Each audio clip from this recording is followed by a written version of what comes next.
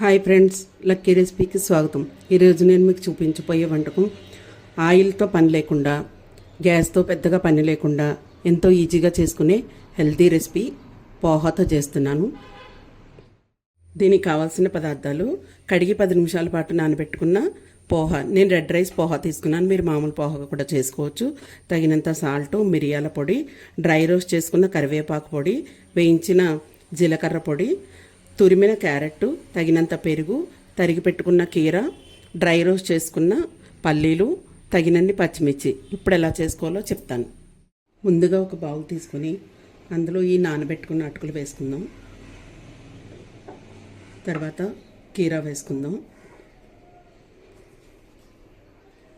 తర్వాత పచ్చిమిర్చి, పల్లీలు, తర్వాత క్యారెట్, మిరియాల పొడి, కరివేపాకు పొడి, జీలకర్ర పొడి, తగినంత సాల్టు. ఇవన్నిటిని ఒకసారి కలుపుకుందాం. అన్నీ ఒకసారి కలుపుకున్న తర్వాత దీనిలో తగినంత పెరుగు వేసుకుందాం.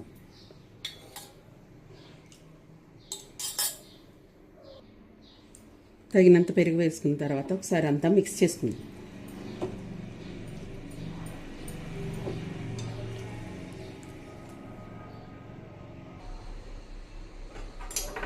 ఇదంతా ఇలా మిక్స్ చేసుకున్న తర్వాత ఉప్పు సరి చూసుకోండి.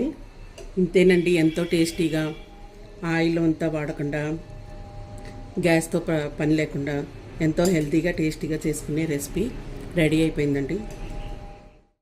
లంచ్లో పుల్కాలు, రోటీలు తింటూ డైట్ చేసేవాళ్ళు, రైస్ తినలేదని ఫీల్ అవ్వకుండా ఈ రెసిపీతో రోటీలు కాంబినేషన్ చాలా బాగుంటుంది.